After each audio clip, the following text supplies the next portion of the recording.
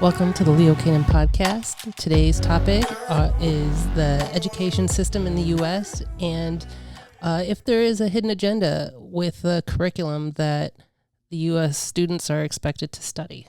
So this should be intriguing, and we hope you enjoy. The school system teaches you to fit in the society where you're not an entrepreneur. Nobody teaches you to be an entrepreneur. A school system puts you in there. Let's say one of the best, things you can do in a school system, you could be a doctor. But nobody teaches you to, open up your own, what do they call it? Business. A business, right. So nobody teaches you how to do that. So, you do all this work, right? And then you're in a doctor in a hospital. But how do you get from there to have your own business? Nobody teaches you that. No school does that. And I think where Gen Z has an issue is where, you're just taught what to do. And then you got to work for a corporation 40 years and, retire. And I think we're coming to an age where that school system doesn't work anymore. We need to change that school system where you got to teach the kids how to think, not just what to do. You can't just tell them what to do. You got to teach them how to think, how to solve problems. And I think it's less and less of that. I like when we disagree on stuff because we agree so much. And I disagree with that one. I think that the school system is set up in a way to support because remember, as an entrepreneur, you're an anomaly to the system. You're an anomaly. So you're not going to have a school system or a social structure that supports the anomaly. Let's say one out of every million. I don't know if there's a real statistic on this or not, but one out of every million at least or more is going to be a real entrepreneur. Now, in everybody's heart, everybody thinks they're a fucking entrepreneur, but they're not. You know what I mean? But you're gonna get at least 1 million worker bees to every entrepreneur. So if we were to redesign our school system in order to support the entrepreneurial spirit, the economy would collapse. It probably wouldn't do it over time in a short amount of time, but it would ultimately would collapse. So you innately you think like an entrepreneur because that's what you are. But you got to remember part of that is our school system and our society is supplying the workforce for the real entrepreneurs. And that's the pact with our government. That's the pact we make with the government. If you are part of that social structure, that you really understand what the purpose or of the government in your country is about. The government is there to build and make sure whatever you come up with as an entrepreneur, that it's training people to be a part of that workforce. And so I don't know if that would be a good idea. I think education is, I think it's trying to evolve, like even, elementary school stuff that I see them teaching guys like basic math, like 2 + 2 is 4, things like that.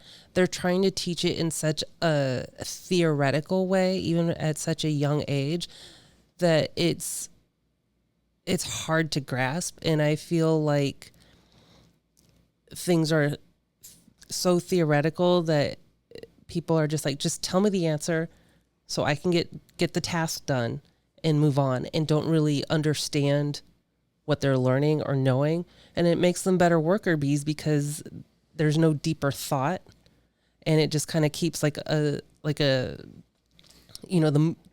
walkway escalator you see at like airports and stuff. It just kind of keeps things going like that, but it makes us dumber. Well, it doesn't make all of us dumber. Well, But I'm talking in large generalities, not, everyone, obviously. well, you're going to have a lot of people forget. Everything is built on a pyramid structure, and you have to have a base to that pyramid. Now, if they're starting off kids with basic math and everything is too theoretical, so what they're doing is now they want you at an earlier age to start thinking that you're dumb. Yeah. So they're just really overcomplicating things that could be explained a lot simpler. And so now you'll have people that become listless. They'll think they're not smart. They'll gravitate towards not structuring their time correctly. They'll gravitate towards social media and undisciplined things in their life because they can't keep up in school. But what they'll ultimately be is a workforce class or a pleb class.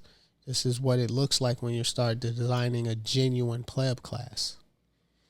I noticed that the school system in United States, it's much easier than, for example, in Europe.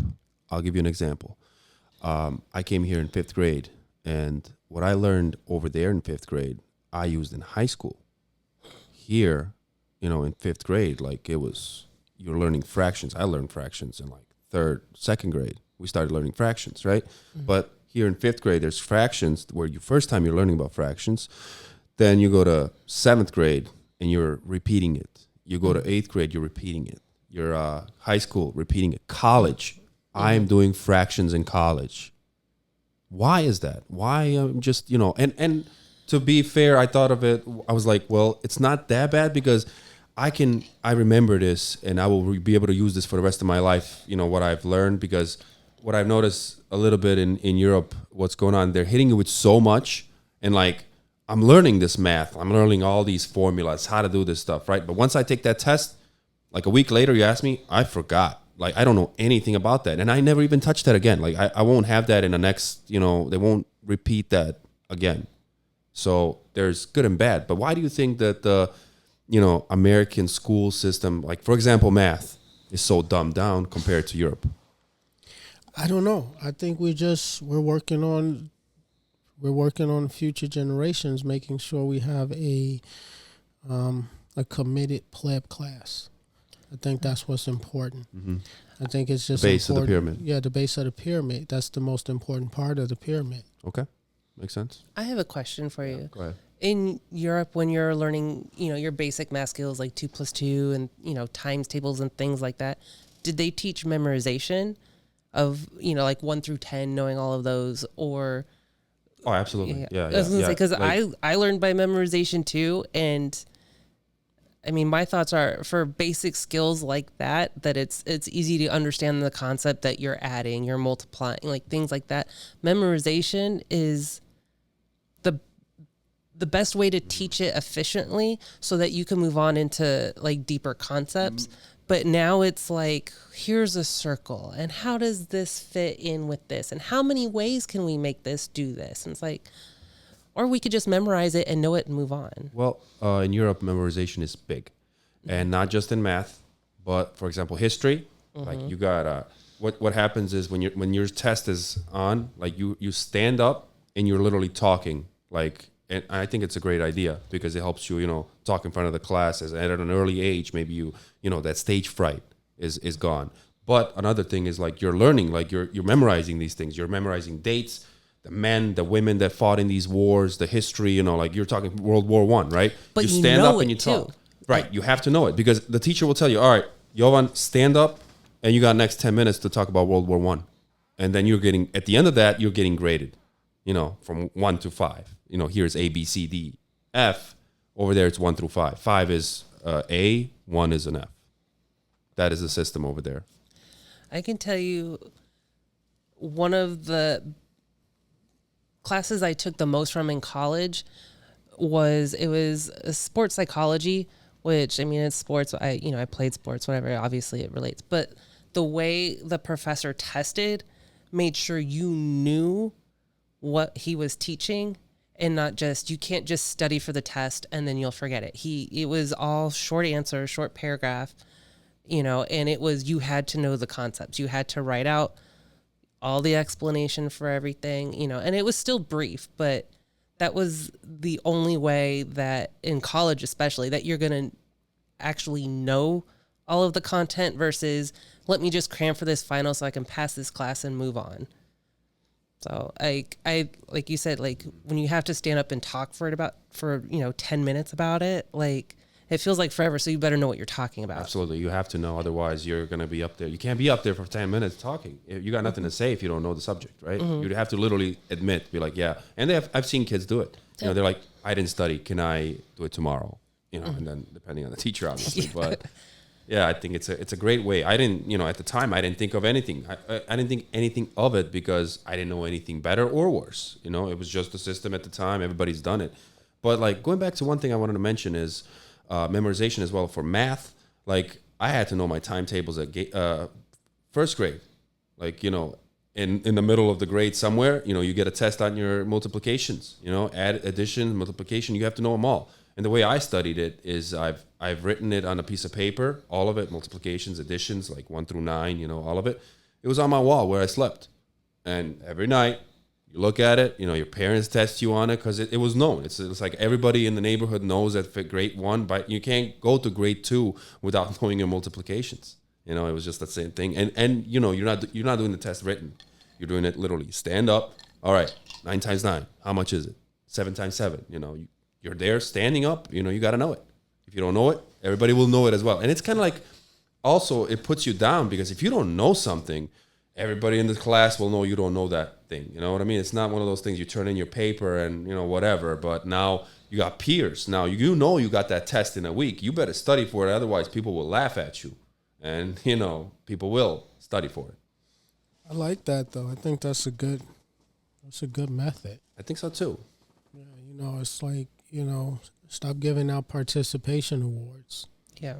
That whole thing, because you're creating more competent adults. That's what we got to do. We got to start creating more competent adults because we're kind of sliding in the other direction. Yeah. Kids are getting weaker mentally. Yeah. They have Google and AI at the tip of their fingers to answer any questions they might have, so there's no critical thinking or problem solving on their own. But, I mean, the upside of that system is because, you think about it, we can't complain about that because, remember, just a generation ago, that was taking up so much of everybody's time. Yeah. Now it frees up your time to actually do real research on things. If Google is readily available and you can, you have the whole world of information at your fingertips, then you can't say that it's anyone's fault if you die an idiot. Yeah. You know what I mean? That's now, true. If you choose to go down any kind of rabbit hole and get subsumed with aliens and Martians and lizard people, that's on you. You follow? But everything is readily available. You can do all the research and you can fact check. So many things.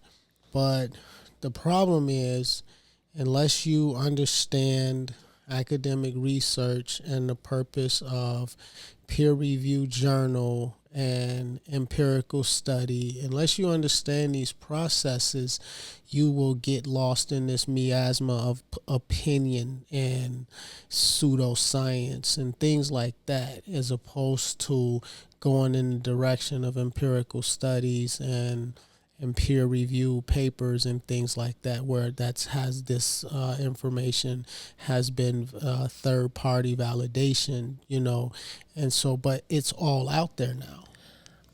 I get that, but I don't think that's the biggest problem. I think the problem is that people have all their time freed up because of Google and AI, which, used correctly, I think it's amazing. It does help with efficiencies and figuring things out. I mean, if I don't know how to do something, first thing I do is Google it.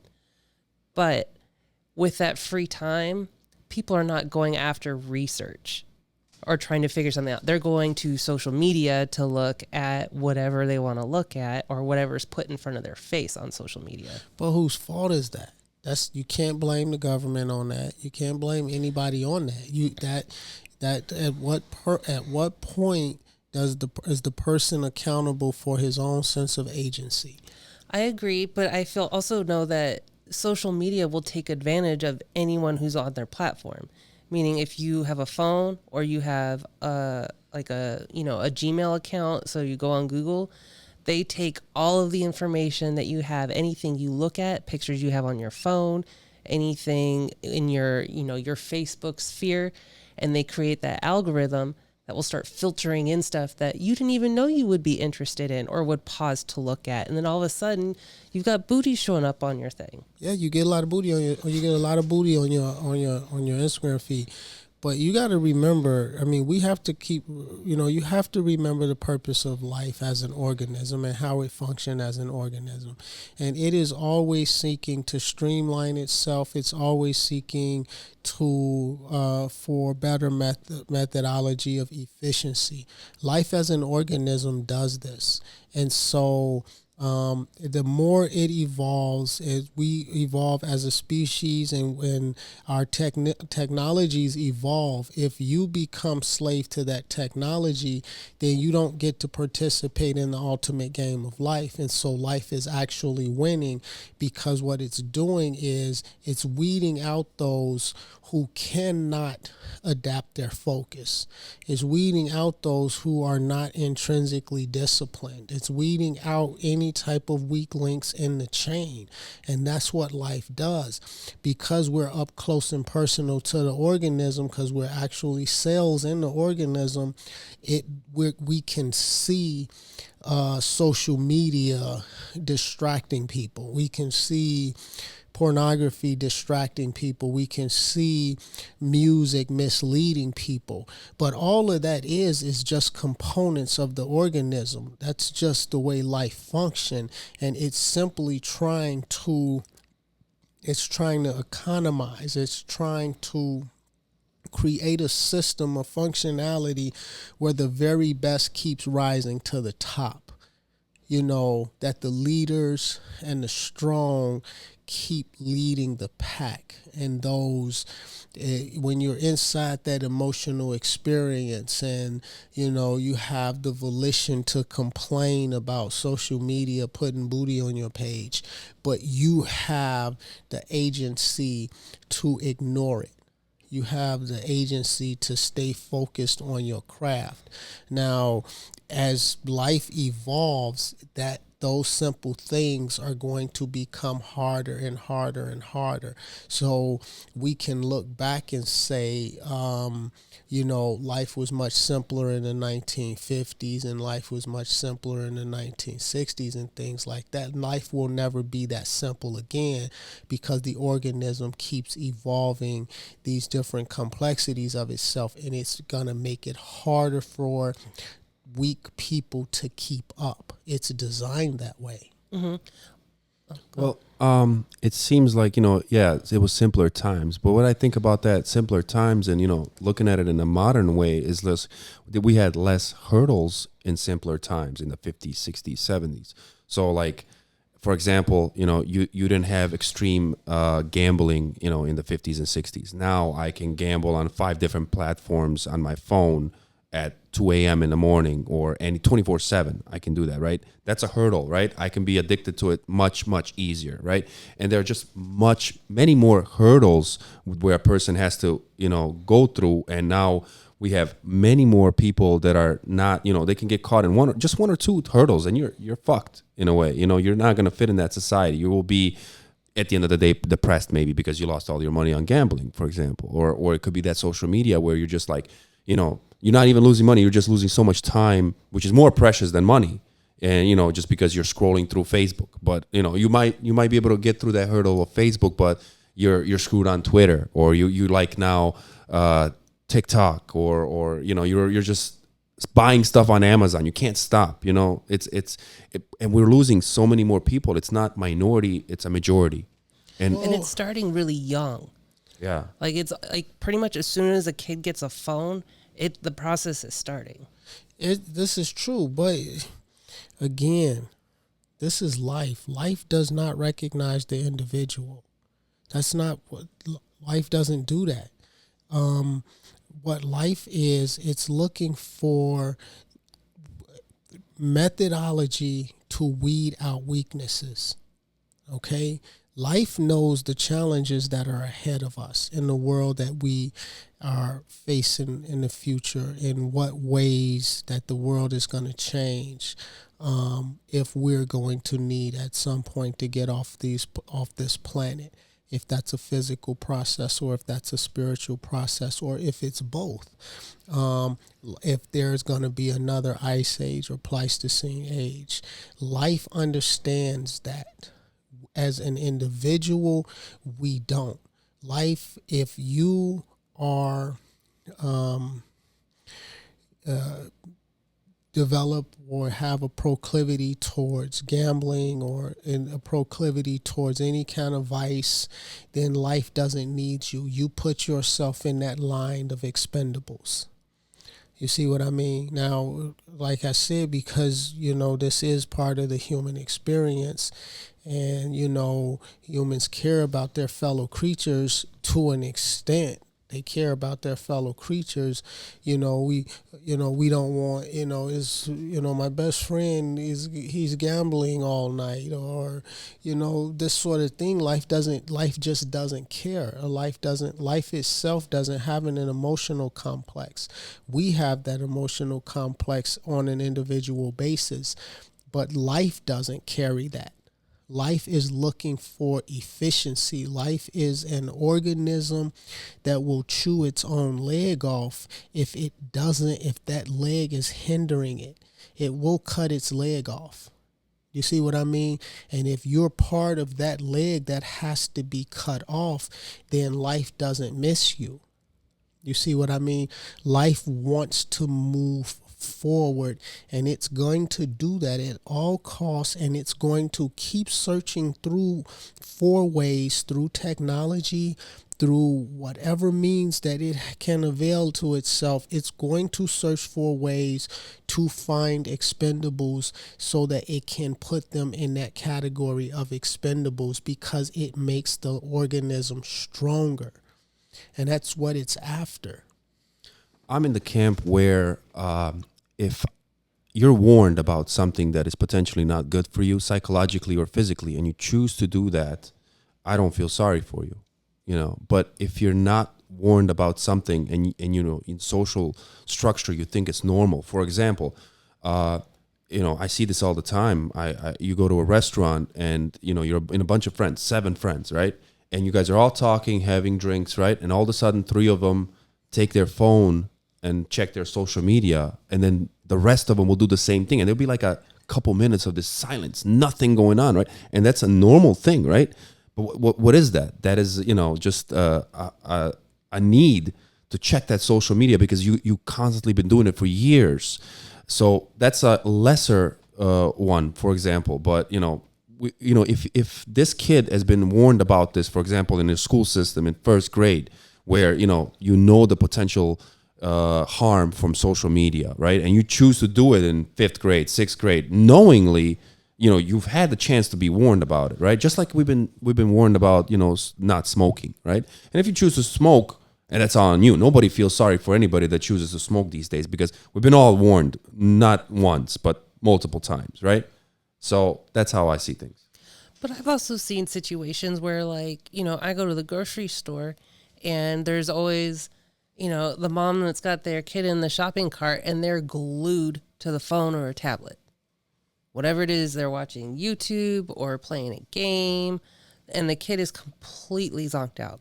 Or same thing, like you go to a restaurant and a family's sitting in a booth and the little kids are on a tablet or a phone and the parents aren't even talking to each other. They're on their phones. And it's and for those little kids, they never had a chance. They never had a chance. Well, they, sometimes they don't have a chance just based on the choices that the parents make. The parents make that choice for the child.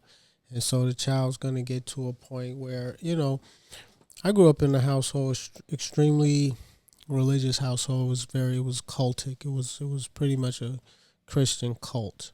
And it was limiting in a lot of ways, but, as somehow I managed to break through that. You know what I mean? And so there's everybody's born with a sense of agency. Okay. And the environment around us its job is to attack that. It's what it's after. That's what social media is after. That's what all the proclivity towards vices they're after. That's what bad relationships are after. That's what everything is after, to attack that sense of agency. That's one of the most important elements of the human spirit, is the sense of agency. Because with that sense of agency, you can assist the life force of the overall species, of the overall organism, in propelling itself into its next evolution. And on an individual basis, your contribution to the health of the overall species or the organism is your sense of agency. It's that most important component in you. It's like a flame. It's an internal flame in there, and you have to guard it and not let anything blow it out. You see what I mean? Because what happens is, no matter what you go through, no matter what challenges you face, no matter how many setbacks or things that you have, as long as you protect that flame, that's your agency. It's like a pilot light, and you will always bounce back. But the environment itself is designed to attack that flame, to attack that agency. Not because it's prejudice, not because it doesn't like this people, it likes that people more, not because it favors anybody. None of those things. It's simply because it is looking for weaknesses in itself. Life itself is an AI. We could get caught up in the new technology of AI. AI has been around longer than we have. What's happening now is we're just figuring it out, but it's been around. It's like math. We're not creating AI. We're discovering it, and we're learning how to participate in it, and we're learning how to use it to our advantage the same way we did with math. But life itself is a form of AI, and you can see that play out with the way it treats the individual and the way it treats the collective.